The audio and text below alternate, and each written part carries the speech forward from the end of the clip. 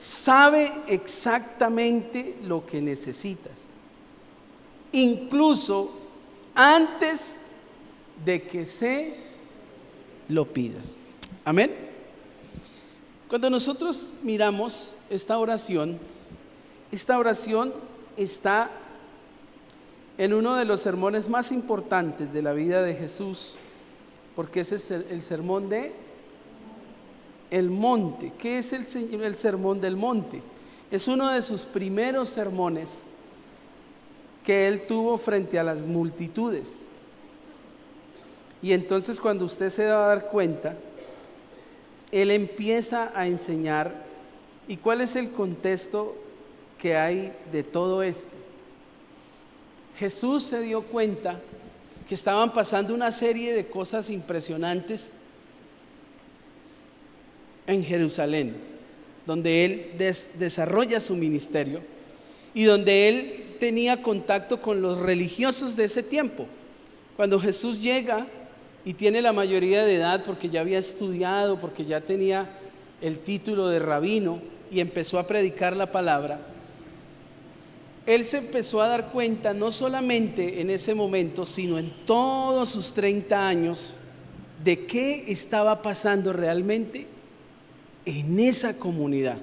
Y cuando usted lee el capítulo 5, usted se va a dar cuenta que el Señor estaba mirando que había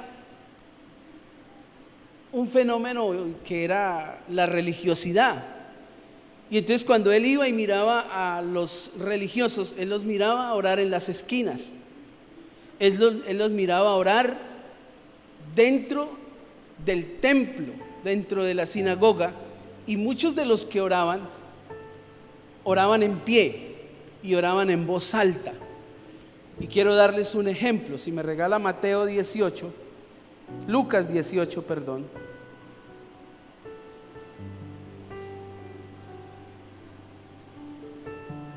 Lucas 18:9 dice así. Dice: luego Jesús contó la siguiente historia a algunos que tenían mucha confianza en su propia rectitud y despreciaban a los demás. 2 hombres fueron al templo. ¿A qué iban al templo? A orar. Uno era fariseo y el otro era un despreciado cobrador de impuestos. El fariseo, de pie, apartado de los demás, hizo la siguiente oración: te agradezco, Dios, que no soy un pecador como todos los demás, pues no engaño, no peco y no cometo adulterio. Para nada soy como ese cobrador de impuestos. Ayuno 2 veces a la semana y te doy el diezmo de mis ingresos. ¿Cómo era este hombre?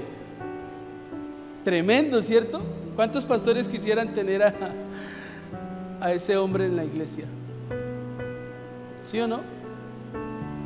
¿Qué dice el hermano Salomón? Que el hombre ayunaba, el hombre diezmaba, el hombre oraba. Y uno dice: este man está bien, ¿cierto? Mire, ahí dice: ayuno 2 veces a la semana, versículo 12 dice: y te doy el diezmo de mis ingresos.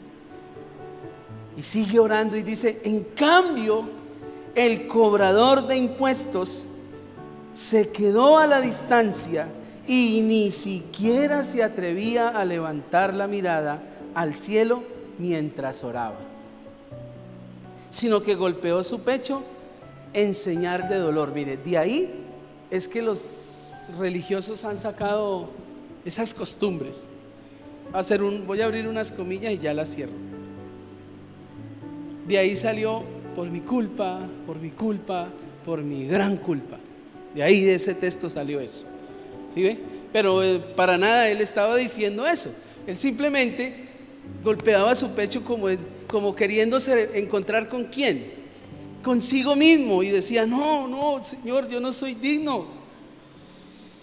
Dice: en señal de dolor, mientras decía: oh Dios, ten compasión de mí, porque soy un pecador. Y mire cómo concluye el Señor la historia. Dice: les digo que fue este pecador y no el fariseo quien regresó a su casa justificado delante de Dios. Pues los que se exaltan a sí mismos serán humillados, y los que se humillan serán exaltados. Entonces, ¿se da cuenta cómo era la dinámica de la oración en ese tiempo? Esa era la dinámica de la oración en ese tiempo. Cuando Jesús se da cuenta, y usted lee el capítulo 5, Jesús se dio cuenta de que se estaban divorciando, y Jesús tuvo que hablar del divorcio. Jesús tuvo que decirles que a los enemigos había que amarlos. Jesús habló de una serie de cosas que hoy en día nos tienen viviendo lo que estamos viviendo. Mire, nosotros estamos orando en una vigilia acerca de toda la problemática. Lo que lleva a las directivas a orar es por la problemática que se está evidenciando. ¿Cuál es la problemática que se está evidenciando?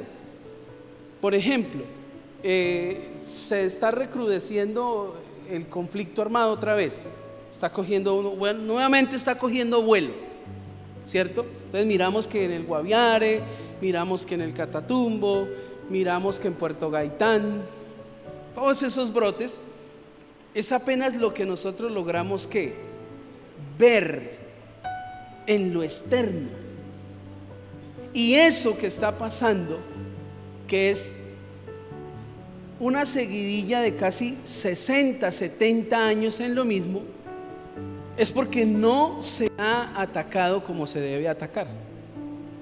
Y entonces nosotros tenemos a la iglesia orando, y la iglesia ora. Pero ¿cómo está orando la iglesia? Usted le acabó de decir a la persona que tenía a su lado: oiga, ¿cómo usted está cambiando? Pero le faltó decirle: ¿para bien o para mal? ¿Cierto? Porque nos suele suceder eso. Usted no ha visto a las esposas, y ojalá que no sea el caso de las esposas de aquí, que diariamente tiene que decirle a los esposos: oiga, pero usted sí ha cambiado, ¿no? Como cuando me conoció usted era así, era así, era así, era así, y ahora ni así, ni así, ni así. Porque eso es lo que sucede, ¿sí ve? A veces nuestros cambios no son ¿para qué? Para bien. Porque a veces nuestros cambios están siendo producto de una vida que no ha sido transformada. Ahora, yo con esto no le quiero decir que los problemas no existan.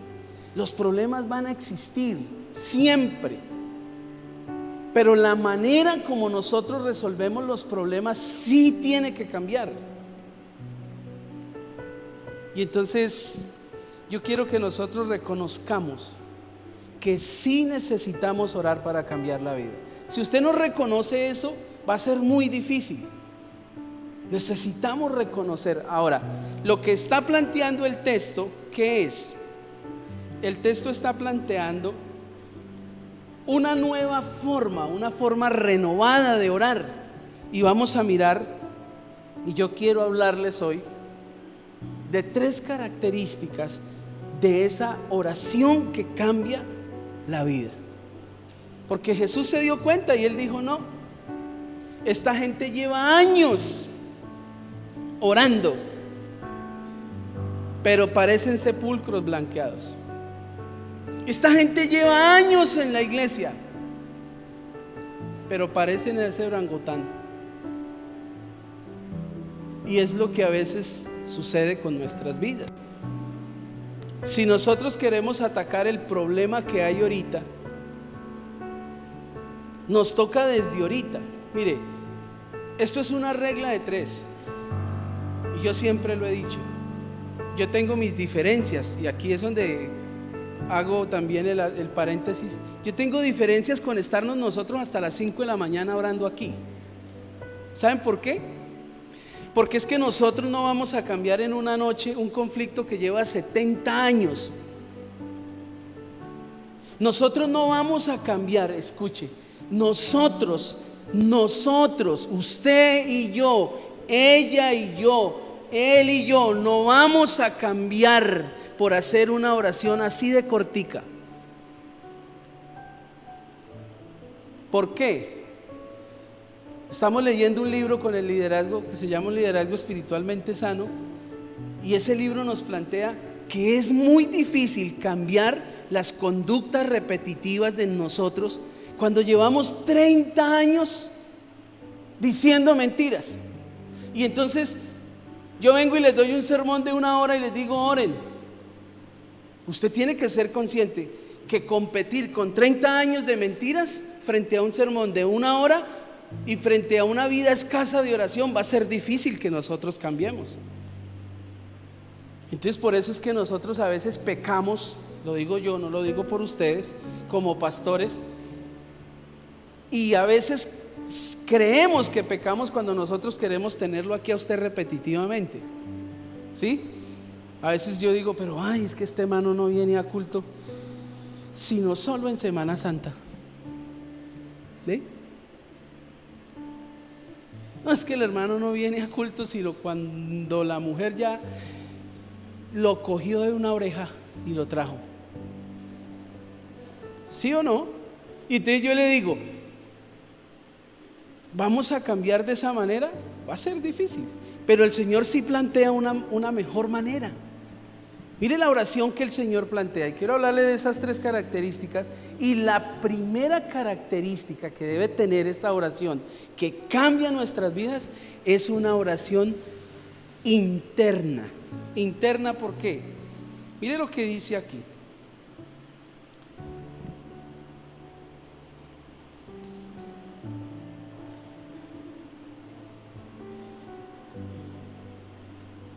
Mateo 6.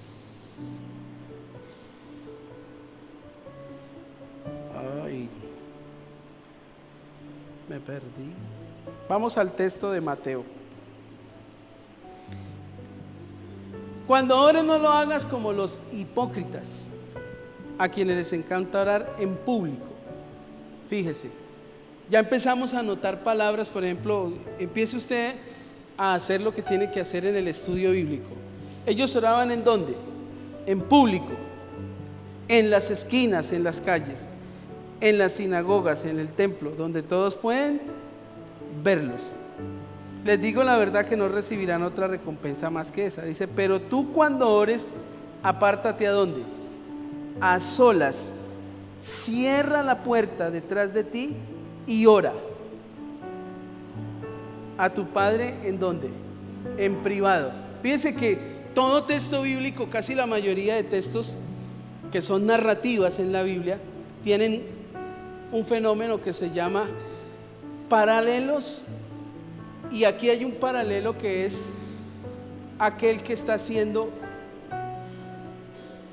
el sinónimo o el antónimo mejor del público. ¿Cuál es? Lo privado.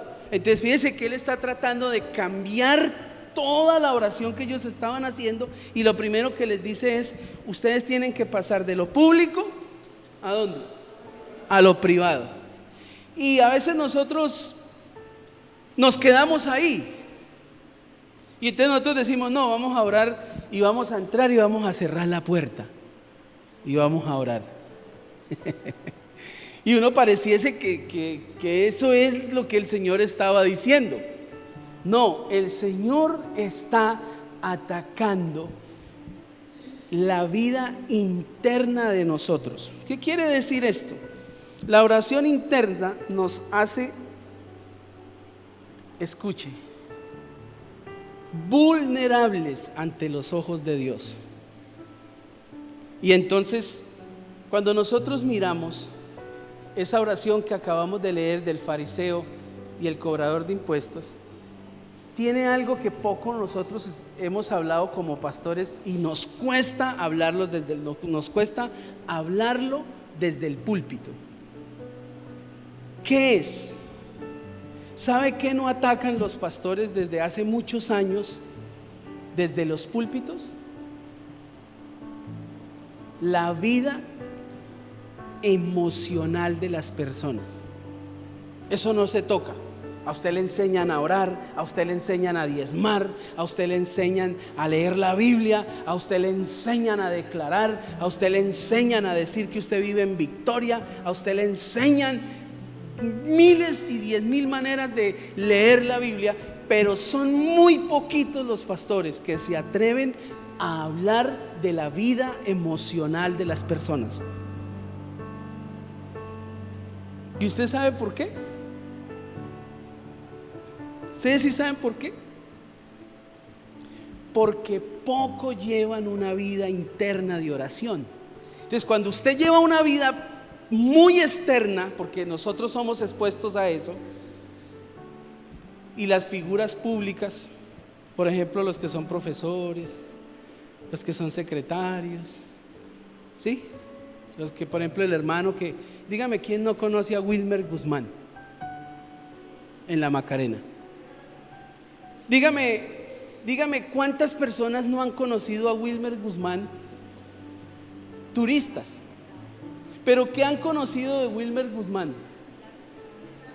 Lo largo que es, ¿cierto? Y entonces por allá todo el mundo dice, oiga, ese man parece un kilométrico, ¿sí o no? Pero realmente no saben qué hay dónde, dentro de él. Yo, por ejemplo, conozco a Andrés y he jugado fútbol por ahí una que otra vez con Andrés, pero yo como pastor conocer las emociones, la vida emocional de él, nunca. Por ejemplo, ustedes me conocen a mí porque soy el pastor, y más de uno se asocia con el pastor es por la barriga. Sí, yo les estoy, esto es, sí, y hasta lo arremedan, que el pastor es barrigoncito y así, que tales, y que usa chorecitos. Eso es, pero les hago una pregunta: ¿cuántos de ustedes conocen la vida emocional mía? Ninguno. Muy poquitos. La que sí conoce la vida emocional mía, ¿quién es? Mi esposa. Y eso que yo me atrevo a decir que todavía le falta conocerme emocionalmente. ¿Ah? Y entonces cuando Jesús plantea la oración, Él está diciendo, Él está literalmente, y ese es uno de los problemas de nosotros. ¿Cuál es el problema? Que usted lee la Biblia y usted la toma literalmente. Y entonces cuando usted no hay quien le interprete, usted se va para la casa y dice, oiga, yo aprendí hoy que tengo que orar a solas, así que ¿sabe qué, mi hijo? Váyase a dormir allá al sofá, que yo voy a orar. Y sí, efectivamente usted se va y ora, pero ora lo mismo. ¿Qué es orar internamente? Una persona que no se preocupa por su vida interna va a tener serios problemas en la vida externa. ¿Cuáles son los problemas en la vida externa emocional de una persona? ¿Cuáles serán? Bueno, eso es como una consecuencia, pero realmente un problema que es muy marcado en la vida de una persona que casi no tiene una oración y un hábito de una oración interna, ¿sabe qué es? Las relaciones.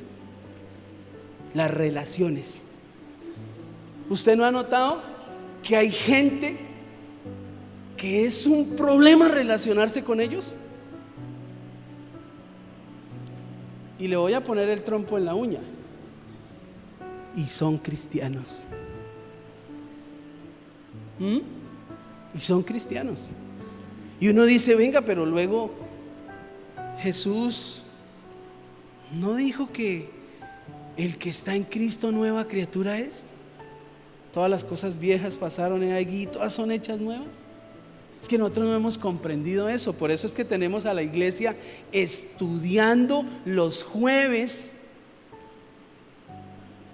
una escuela de liberación que los va a llevar a reencontrarse consigo mismos, para empezar a trabajar esa oración interna. Mire que Jesús le está diciendo a ellos, cierra la puerta detrás de ti y ora a tu Padre en privado. Entonces tu Padre, mire esto, mire, entonces tu Padre, quien todo lo que lo ve, ¿Sabe quién conoce nuestra vida emocional? El único que la conoce, ¿quién es? Dios. Y yo le digo algo, ¿cuántos de los que estamos aquí reconocemos realmente que tenemos problemas emocionales? Yo le hago una pregunta.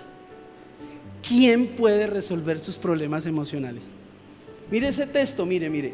Quien todo es todo. Mire, el Señor ve si usted es envidioso.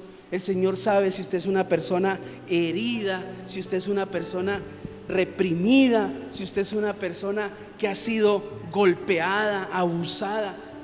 Pero muchas veces nosotros nos dedicamos solamente ¿a qué? A cuidar ¿qué? La apariencia. Que no se den cuenta que yo estoy sufriendo, que no se den cuenta que mi marido me engañó, que no se den cuenta que yo en la casa soy una, pero aquí soy otra, que no se den cuenta. ¿A quién le estamos nosotros rindiendo nuestra vida de oración? ¿A nosotros mismos o a quién? ¿A quién le estaban rindiendo los fariseos su vida de oración? A todos los que lo podían ver. Y es un problema, porque nosotros cuando recibimos a Cristo, ¿qué empezamos a hacer? Eso es un grave error que nosotros cometemos. Cuando nosotros recibimos a Cristo, nosotros empezamos a tratar de llevar una vida cristiana. Y entonces usted se encuentra con alguien de la iglesia y usted automáticamente se vuelve orangután. ¿Sí o no? Y usted hace bien los ademanes de orangután. ¿Qué le estoy diciendo? Usted se encuentra con alguien que no es de su íntima confianza, con alguien que no tiene nada que ver con usted, pero que usted sabe que esa persona es de influencia. Dígame, ¿cuál es la actitud que usted tiene?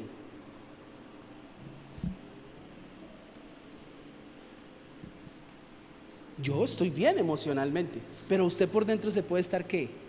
Muriendo, papá, muriendo. Y a eso nos empujó la sociedad. A eso nos empujó el cristianismo de hace unos años atrás, donde no nos enseñaban a manejar las emociones. No, usted puede estar muriéndose, pero usted es el pastor de la iglesia. Y cuidadito usted se aflige, cuidadito usted se entristece, porque usted es el pastor de la iglesia, mijo. Cuidadito usted pelea con su esposa, porque ustedes son los pastores de la iglesia. Y a esos que nos han llevado la sociedad, la religión, tenemos que empezar a tener una vida de oración como interna. Usted es el único que conoce, usted sabe. Mire, y yo le voy a dar un testimonio. Yo me tuve que dar cuenta que era una persona no tan sano en la parte sexual. Dios en mi vida interna me llevó a eso.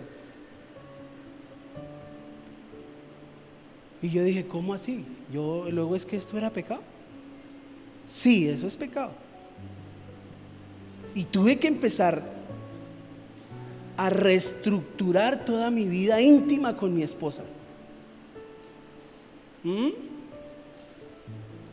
Pero yo creí que eso era ¿qué? Normal, porque poco tenía una vida íntima, interna, allí. Esa es la oración que cambia la vida. La oración que cambia la vida no es como DirecTV, que te cambia la vida. No. La oración interna. ¿Qué le está diciendo usted a Dios? Por ejemplo, mire, cuando tenemos una oración interna, no andamos preocupados por agradar a nadie. Mire eso. ¿A quién está buscando usted agradar? ¿A Dios o a los hombres? Ahí es donde está el problema. Ayer tuvimos una charla impresionante acerca del matrimonio aquí en este lugar con el liderazgo. Y una de las preguntas que le hice a los hombres, y les dije, ¿ustedes saben cuál es la pasión o la mayor pasión de su esposa? La aspiración, perdón. Y la verdad, ninguno supo responder.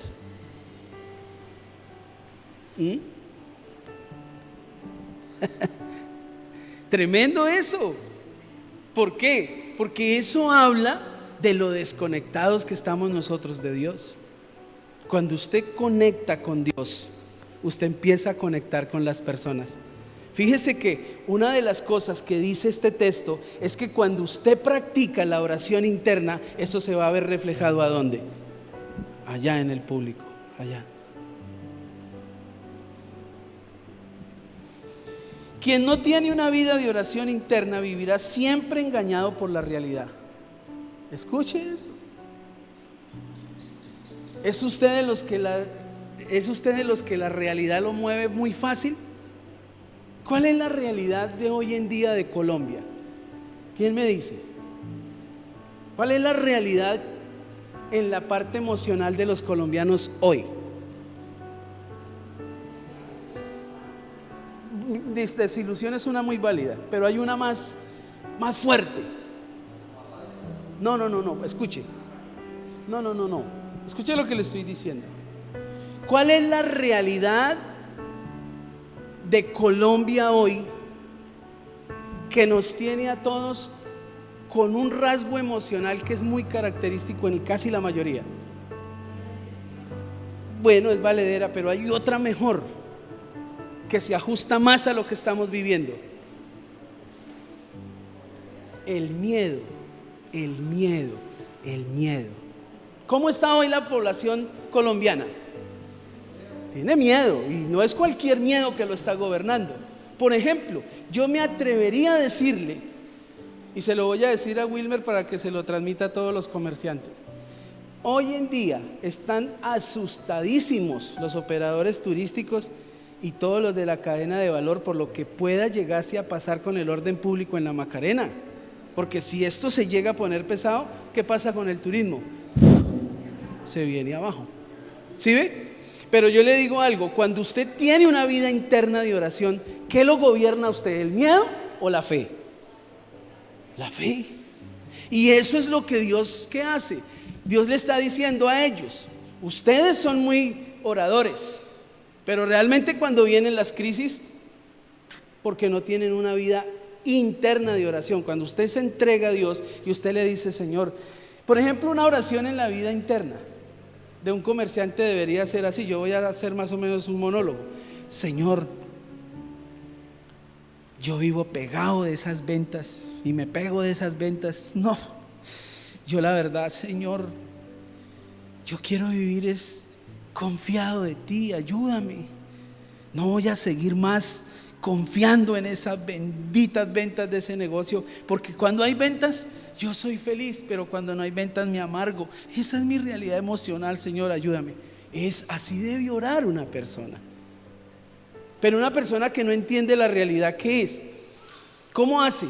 ¿Cómo vive? Si se viene una crisis económica, ¿qué pasa? Se cae emocionalmente y se descarría. Yo que voy a volver para la iglesia, eso cual fe ni que nada, yo necesito es trabajar. Voy a vender ese chuzo y voy a invertir en ganado, y me voy a ir a cultivar, y me voy a ir a criar ganado. No, las crisis, cuando no tenemos una vida interna de oración, nos derrumban. Jesús se estaba dando cuenta.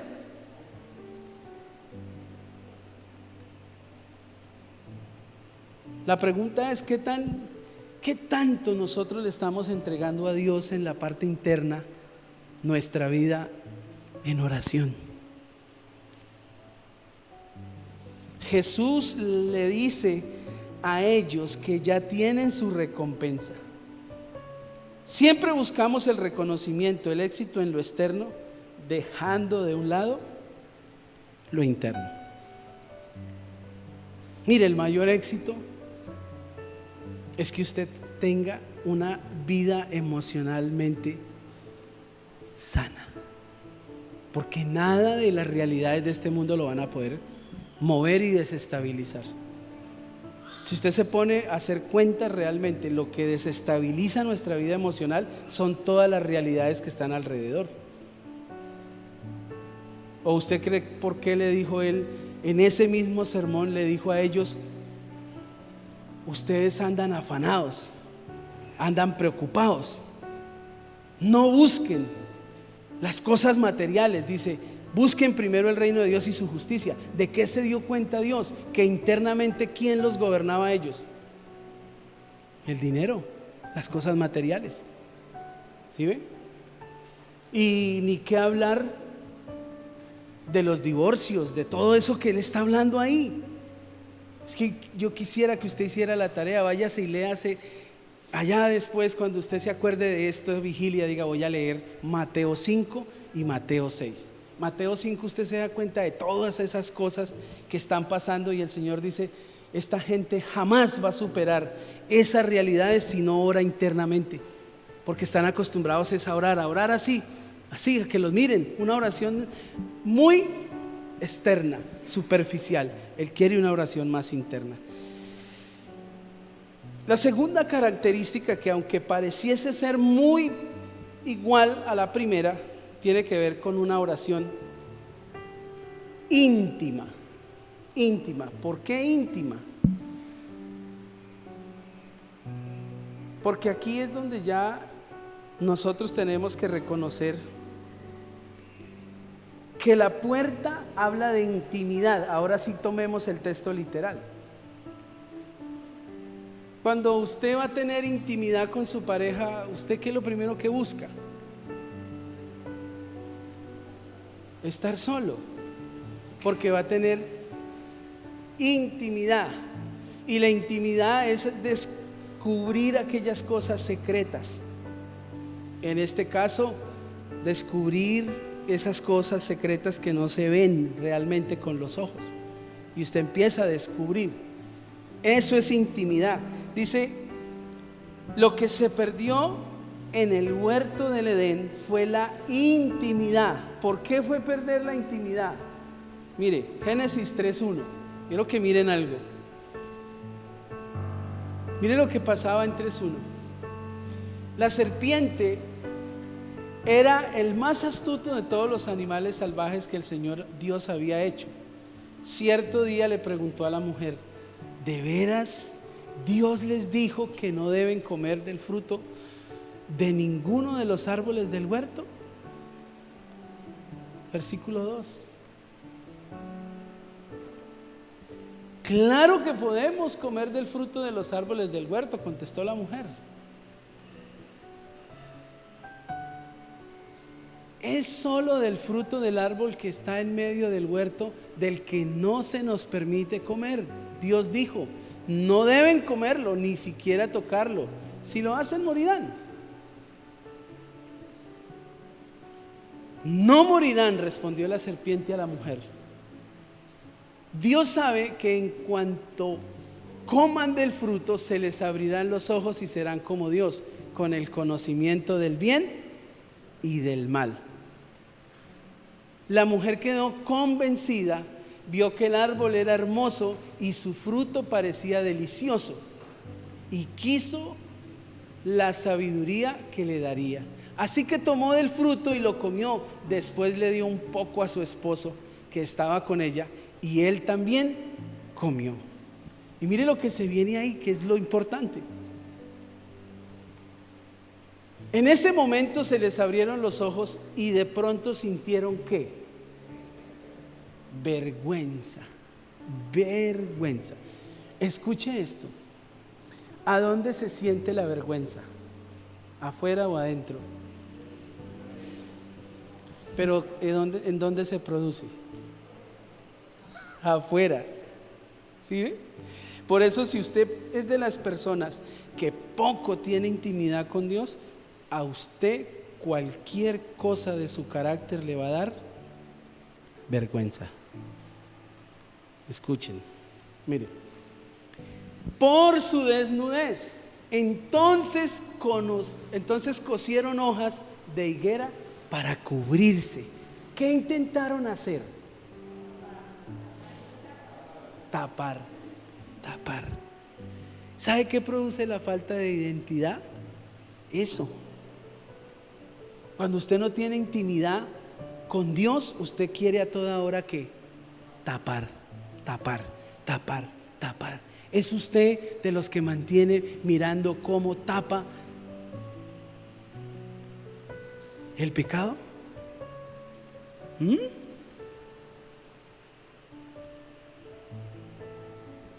Es fácil. Usted ha perdido la intimidad con Dios.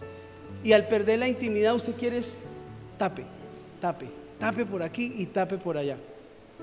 Eso eran ellos, vea. Y mire que aquí se expone mejor esto, 3:8. Cuando soplaba la brisa fresca de la tarde, el hombre y su esposa oyeron al Señor Dios caminando por el huerto. Así que ¿qué? Se escondieron. Mire eso.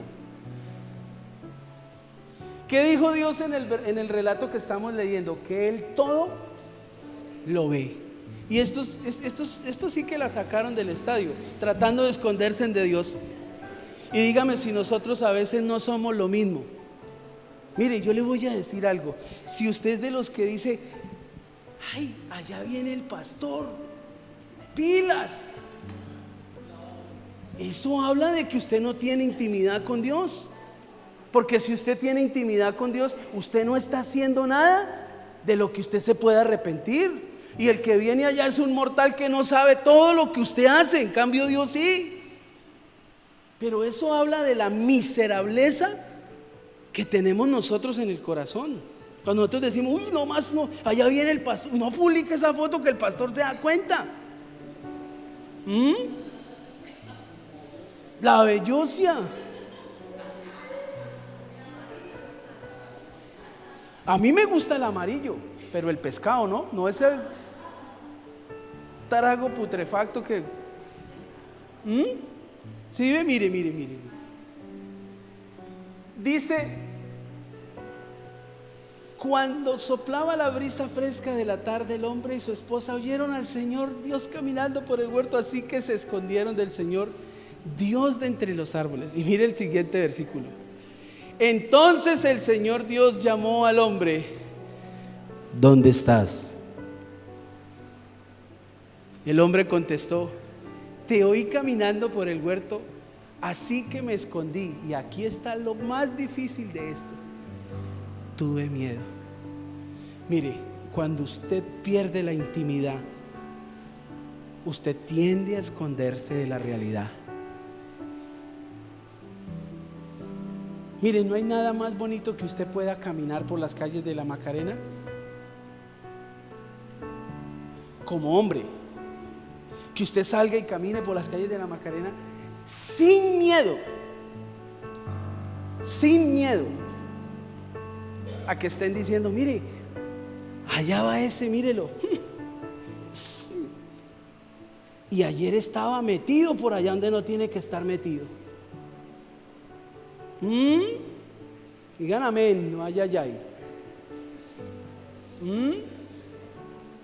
Qué bonito que yo pueda andar por aquí y no esté con miedo de que alguna vagabunda de esas un día de estos se enamore tanto de mí y vayan de mi esposa y le diga, ay, mire, yo tengo algo con su esposo.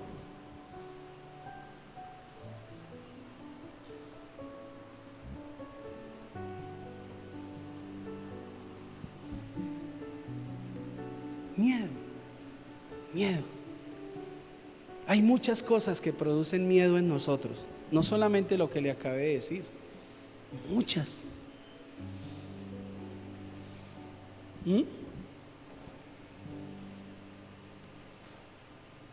¿Podemos nosotros caminar libres?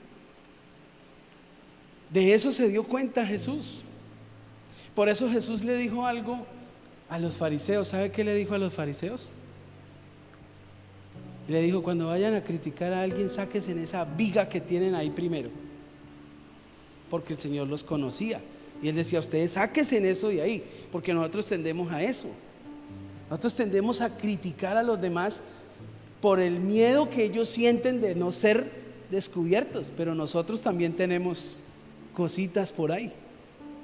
Y yo le digo algo: si nosotros no llevamos eso al círculo de intimidad con Dios, va a ser muy difícil que la vida nos cambie. Difícil, porque nos acostumbramos a vivir ¿con qué? Con el miedo. ¿Sabe qué hicieron ellos para convivir con el miedo? Se taparon.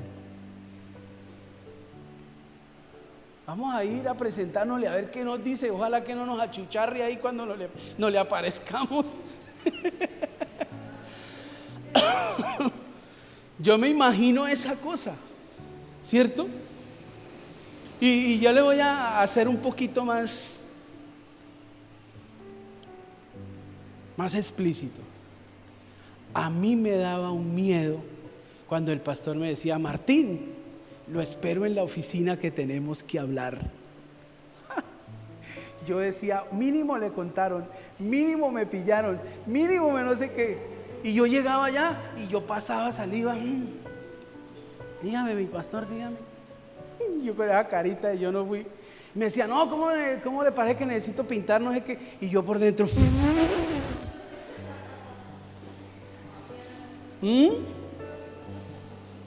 Porque nos acostumbramos a eso. Cuando usted tiene intimidad con Dios, a usted lo pueden llamar a la hora que sea y quien sea. Y usted, si usted no le ha encubierto nada a Dios, los hombres a usted no lo pueden juzgar. Esto es un tema muy delicado. Por eso la oración sí cambia la vida, porque cuando usted entra de rodillas allá y usted le cuenta a Dios y le dice: mire, Señor, yo ayer me descaché, le fui infiel a mi esposa, esto tiene que salir a la luz, yo no puedo seguir viviendo así. Eso levanta a esa persona, la levanta, y Dios actúa, porque Dios sí sabe hacer justicia. Lo difícil de nosotros es que hemos perdido la intimidad con Dios. ¿Y quiere que le diga algo? El problema de esta generación de cristianos no es que ha perdido la intimidad, es que ni siquiera ha vivido en intimidad con Dios y ni siquiera sabe qué es orar. Y orar es lo que el Señor le está diciendo aquí. Ustedes entren allá y cuéntenle a Él, suéltense en Él. Quítese de la mente que Dios no los conoce. Dios sabe lo que usted le va a pedir, pero usted primero tiene que ser sincero. ¿O usted no vio lo que le pasó a David? Sí, un hombre hizo severo, perdóneme lo que le voy a decir, severo cagaón que cometió. Y él pensó que eso iba a pasar así de agache, y el Señor le mandó a un profeta. Y lo coge, papito, y ¡pum!, lo pilló con una historia. Y cayó ahí. Y una vez se le arrugó el corazón y fue y se escondió por allá. Y se le empezaron a secar los huesos, se empezó a enfermar, todo le iba mal. Y por eso es que escribe, dice: cuando yo me callé el pecado que hice, cuando yo intenté esconderme, mis huesos se envejecieron y todo me salía mal. Dijo: hasta que abrí la boca y le dije: Señor, he pecado contra ti y solo contra ti he pecado. Y en ese momento Dios lo levantó. Yo le digo algo: ¿qué está esperando usted para cambiar la vida? ¿Ir a un culto de milagros?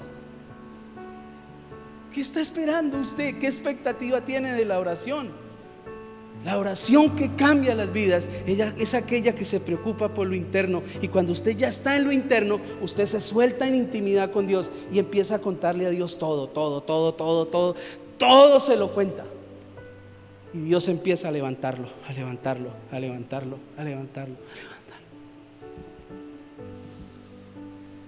Y miremos esa tercera característica.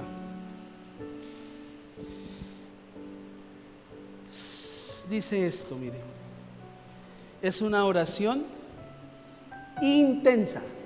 ¿Por qué intensa?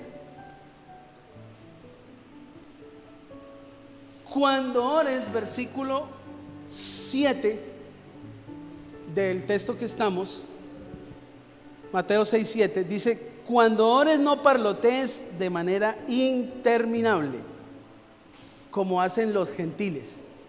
Piensan que sus oraciones recibirán respuesta solo por repetir las mismas palabras una y otra vez. Que me suba la cremallera, que la cremallera, ¿sí?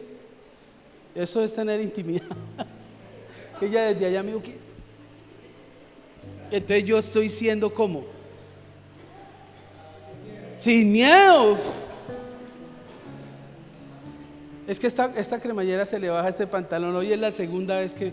Hoy me dijo una persona, venga, ¿quién fue? No, hoy me dijo una persona en el supermercado. ¿Quién? Ay, yo no sé, bueno, me dijo: pastor, la cremallera. Escuchen esto, la oración intensa no es repetir y repetir, primero tiene que ver con la actitud que usted ora. ¿De qué habla? La intensidad, no de la importunidad, que aunque tiene que ver con eso, sino que es con... ¿Ustedes sí han visto una mujer cuando se pone intensa? Uy.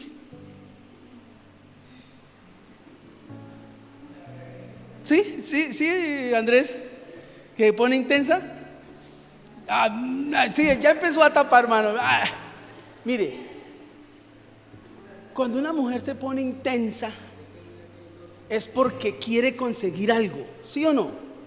Y entonces, mi amor, y empieza, y a veces se pone y hasta ¿sabe qué? Si usted no la conoce y si usted no le tiene paciencia, ¿qué pasa? Le saca la piedra. Claro, porque es intensa y moleste. La actitud con la que oró Jesús oró de forma intensa. Mire, vamos a ir a Mateo 26:36, perdón. Mire una oración intensa. La actitud que usted tiene a la hora de orar es importantísima, porque el Señor lo va a pillar si usted realmente tiene ganas de ¿qué? De cambiar. Porque usted puede llegar, es como cuando usted le dice a la mujer, si usted alguna vez fue alcohólico, que espero que no, pero ¿qué le dice un alcohólico a la mujer?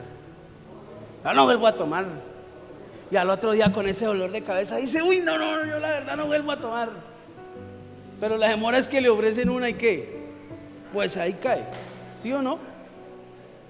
Mire, entonces Jesús fue con ellos al huerto de los olivos llamado Getsemaní y dijo: siéntense aquí mientras voy allí. ¿Para qué? Para orar. Siga. Se llevó a Pedro y a los hijos de Zebedeo, Santiago y Juan, y comenzó a ¿qué?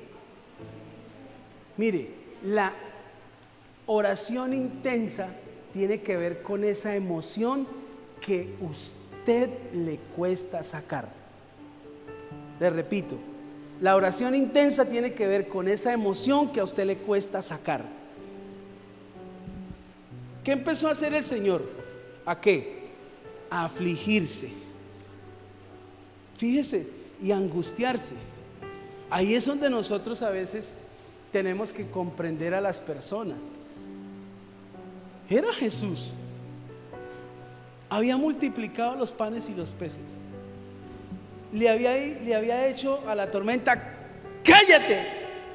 Y de repente el viento llegó y el mar se quedó quietico y todos quedaron así. Entró y le dijo a Lázaro: ¿dónde está Lázaro? ¿Dónde está Lázaro? Lázaro, ven fuera. Y salió Lázaro. Ese mismo Señor Jesús comenzó a ¿qué? Esa es la oración intensa que usted debe hacer. Y tenga cuidado, porque cuando usted tiene demasiados problemas, el estrés tiende a bloquearle a usted la tristeza, la angustia, y lo que resulta es usted tratando de suicidarse. Escuche lo que yo le estoy diciendo. Tal vez aquí no pasa. ¿Dónde está mi esposa? Tal vez aquí no pasa. Pero son cuadros que hoy por hoy, mire, si usted se pone a averiguar en las estadísticas cristianas, hoy por hoy, en el 2025, es donde más pastores se han suicidado. ¿Saben por qué? Porque les cuesta afligirse y les cuesta angustiarse, porque la gente demanda demasiado. Entonces el pastor tiene que tener una capacidad de a toda hora vivir con una coraza que nada le entra, porque tiene que transmitir a la gente. No. Yo tengo que aprender a ser intenso en mi vida, y más en mi vida de oración. Mire el Señor, Él comenzó a afligirse y a angustiarse. Siga. Le dijo: mi alma está ¿qué? Destrozada. ¿Sabe cuándo empieza nuestra vida a cambiar? Cuando sentimos que nuestra alma está destrozada. Y yo le voy a decir una cosa: ¿usted es de los que tiene que esperar que su vida esté destrozada para cambiar? Hágalo ahorita. Porque yo le voy a decir algo: si usted no entra en intimidad con Dios, si usted no entra en esa oración interna, si usted no es intenso a la hora de orar, Dios va a permitir que su vida se destroce, literalmente, para que usted lo busque.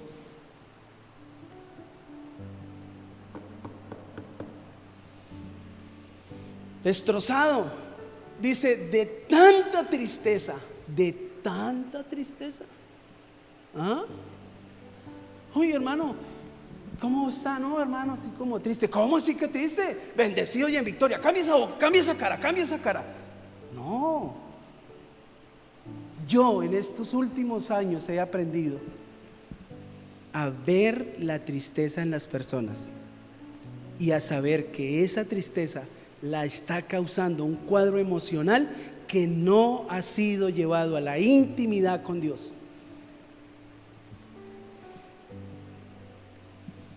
Y lo medio poquito que he podido cambiar mi vida en la oración es porque a veces me veo tan cogido de esos cuadros emocionales que tengo que doblar rodilla y decirle: Señor, ayúdame, porque aquí es usted el único que puede hacer algo.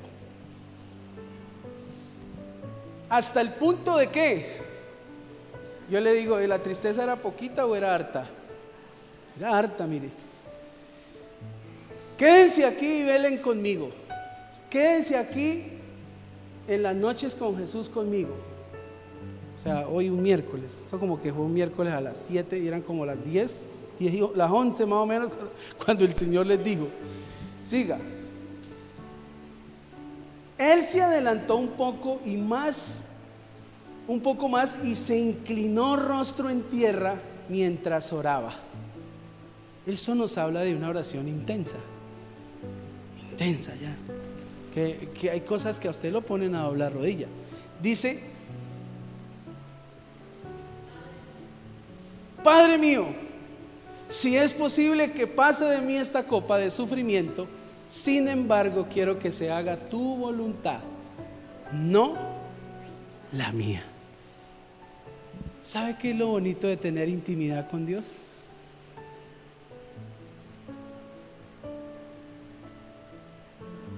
Que Él siempre, mire lo que sigue, para decirle lo que le voy a decir. Luego volvió a los discípulos y los encontró como dormidos. Le dijo a Pedro: no pudieron velar conmigo ni siquiera una hora. Siga. Velen y oren para que ¿qué? No cedan ante la ¿qué? Ante la tentación. Eso es muy impresionante. Ahí está lo que Jesús estaba enseñando allá en el principio. Si nosotros no aprendemos a tener intimidad a ser intensos y a tener esa vida interna de oración, cualquier cosita nos saca y de una vez caemos ¿a dónde? En la tentación. Por eso cuando usted tiene una vida de oración bien cuajada, bien, usted dice, yo no descuido mi vida de oración. Usted fácilmente le puede pasar así por el lado le puede pasar, ¿cómo es que le dicen? ¿Cómo es que se llama?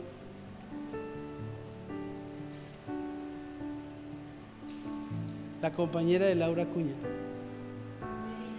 Melina. Le pasa así, Melina, y usted ni...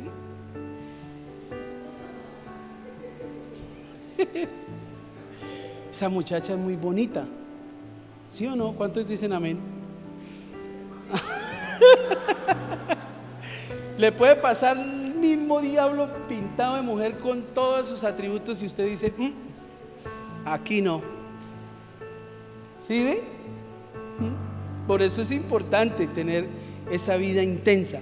Ahora, ¿de qué habla la vida intensa de oración? También habla de la fuerza que nosotros desarrollamos cuando no tenemos oración. ¿Qué es? Desarrollamos una fuerza muy potente dentro de nosotros a ir en contra ¿de quién? De Dios y de su voluntad. Y si nos cuesta entrar intensamente a la oración, pues fácilmente nos alejamos de la voluntad de Dios. Por eso ahí en la oración intensa es donde usted le dice, yo no quiero meterme con esa mujer me va a dañar el matrimonio. Usted sabe que esa mujer me va a dañar el matrimonio, haga algo, pero haga algo, no me importa lo que pueda pasar, pero que se haga tu voluntad. Al otro día se fue a fritar un huevo y se le chamuscó la cara.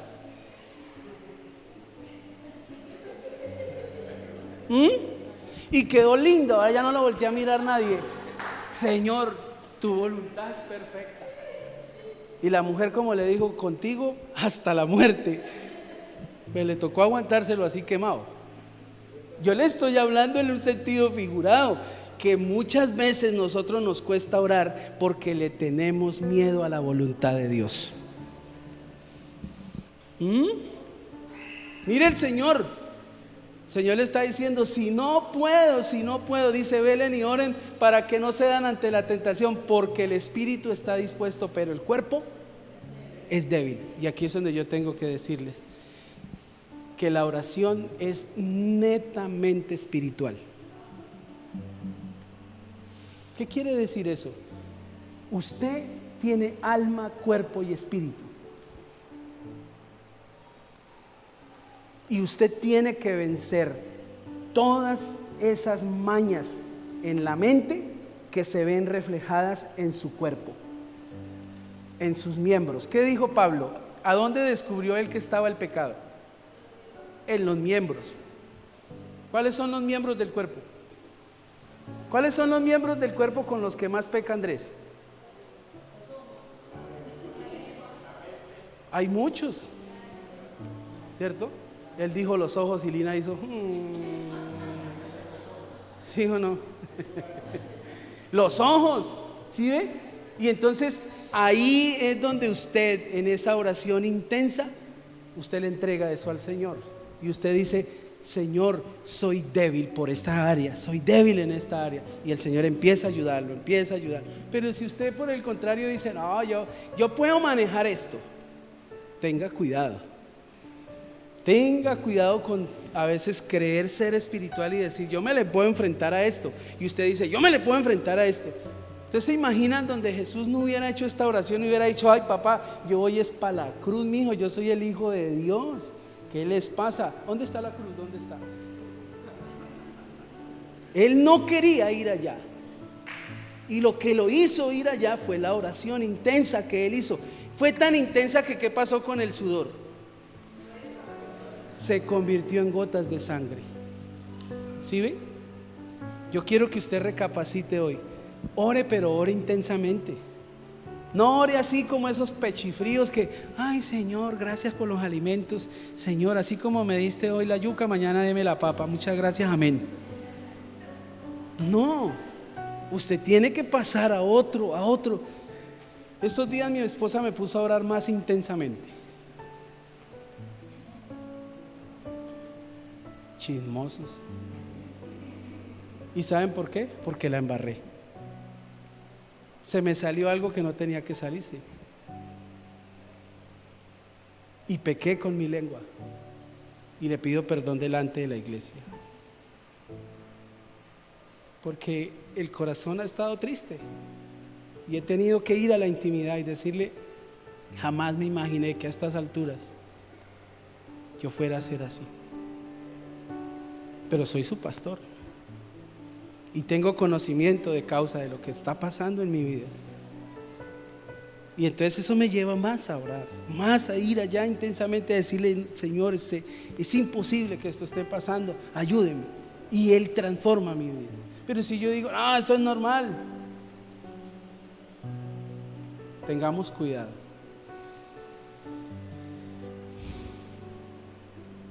¿Quién oró intensamente? Mire, el Señor se gastó toda una vida enseñándole a los discípulos, pero vino a concretarlos a lo último. Lucas 18:1, hablando de lo intenso que debemos ser en la oración, Él dice esto, y cierro con esto porque hay unos que ya me están mirando intensamente. Cierto día Jesús le contó una historia a sus discípulos para mostrarles que siempre debían orar y nunca darse por vencidos. Ahora sí, la oración es intensa frente al hábito, el hábito de orar. Dice: había un juez en cierta ciudad, dijo que no tenía temor de Dios ni se preocupaba por la gente. ¿Cómo era que llamaba ese juez? El caso es que era calvo. Dice: una viuda de esa ciudad acudía a él repetidas veces para decirle: hágame justicia en ese conflicto con mi enemigo, pero hágame. Durante un tiempo el juez no le hizo caso, hasta que finalmente se dijo a sí mismo: no temo a Dios ni me importa la gente, pero esta mujer me está volviendo ¿qué? Loco. ¿Qué miran ustedes ahí en eso? La intensidad. Y el Señor les cuenta y les dice: ustedes tienen que ser intensos en la oración. Dice: mire, me ocuparé de que reciba justicia, porque me está agotando con sus contadas peticiones.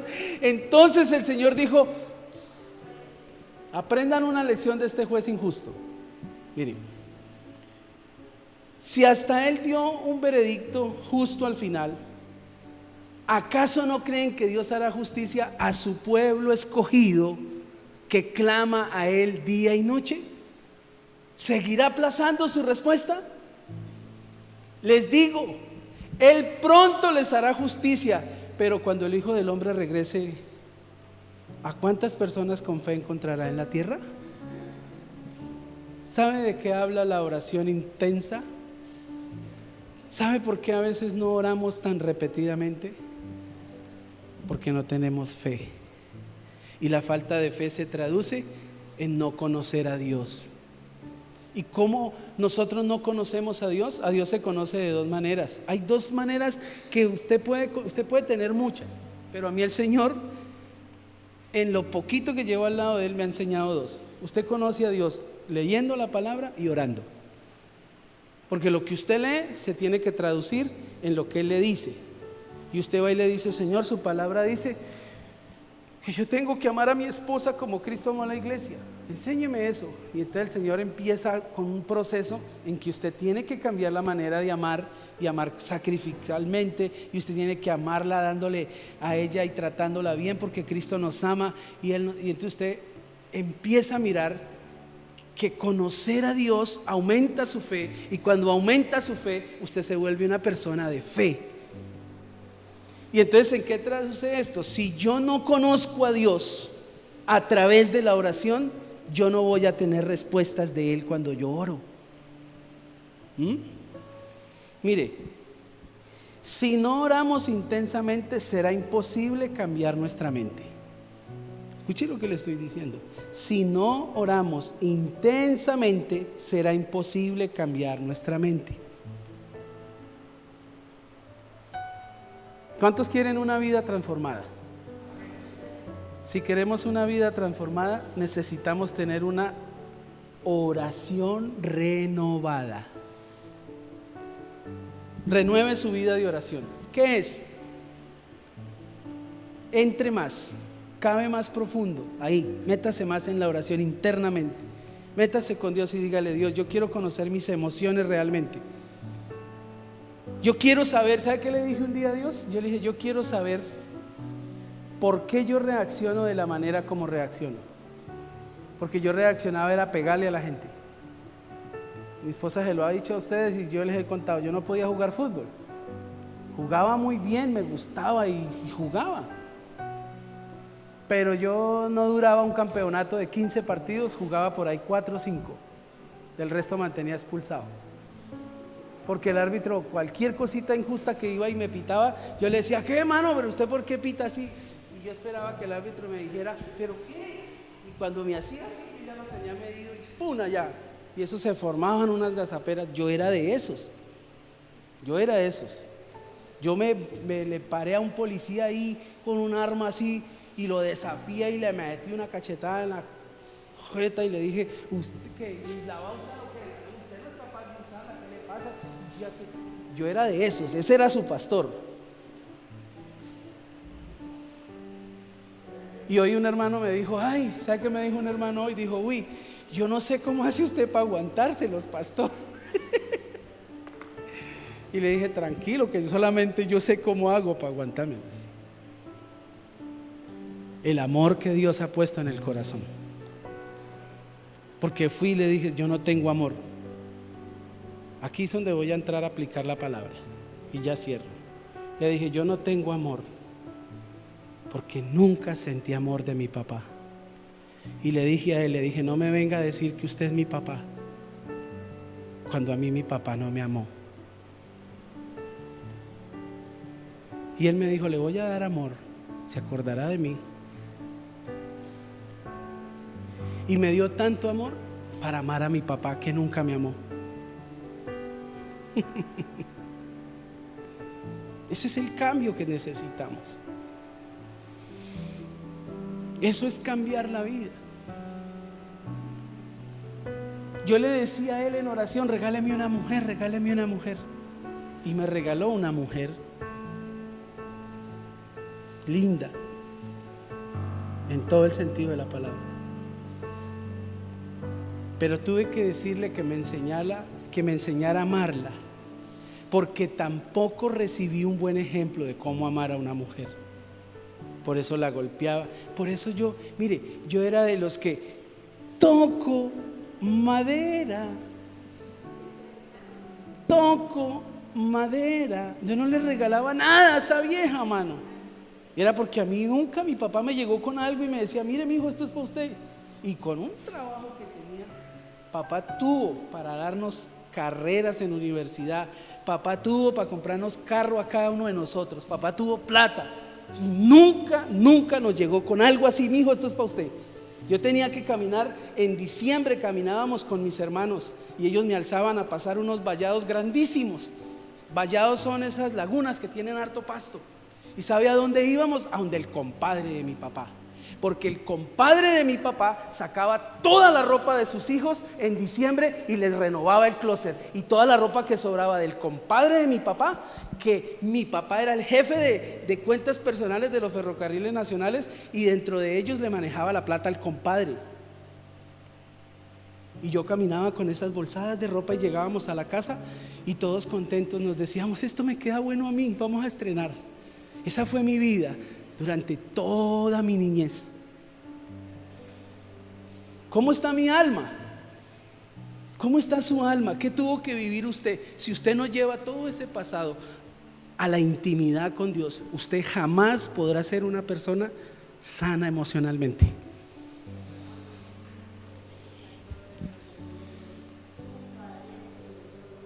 Claro, le estoy diciendo, Dios hoy en día me ha dado. Él me da y me ha puesto a estrenar. Y cuando menos el Señor usa a una mujer, a dos. El Señor usa a hermanos de la iglesia que me dicen: pastor, le quiero dar este detalle. Es Dios, mi papá me lo da. a través de ellos. ¿Sí ve? Y me sana. Dios tiene que sanarnos, pero tenemos que renovar nuestra oración. ¿Cuántos van a renovar la oración? Pongan en práctica esto que el Señor está diciendo. Más interna la oración. Dejen de pensar tanto en lo externo. No le rindan tantas cuentas al mundo ni a la gente, porque ustedes le van a rendir cuentas es a Dios. A Dios. Y tengan cuidado con esas amistades que solamente le calientan la oreja a usted para decir, mire, ¿se quiere que le diga algo? Lo más difícil es tener una amistad que no tenga a Dios y que ojalá tenga plata. Ay. Yo no le estoy diciendo que no tenga amigos, téngalos. Pero ¿sabe por qué se lo digo? Porque ellos a usted no le ayudan en nada emocionalmente. A toda hora le están mostrando su riqueza y la fuerza para poder hacerla. Son más enfermos que cualquiera de nosotros. Por eso tenga cuidado con quién se relaciona. Si usted tiene una buena relación con Dios en la oración, Dios le ayuda a escoger sus amigos. Oremos al Señor, colóquense de pie. ¿Cuántos van a tomar caldo? Eso.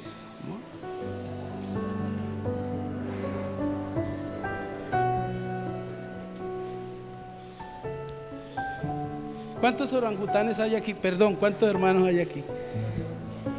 ¿Cuántos leones hay aquí? Digan, oremos al Señor. Quiero que ahí donde está, tome su ofrenda, que quiero cerrar ya la vigilia. Tome su ofrenda y vamos a dar.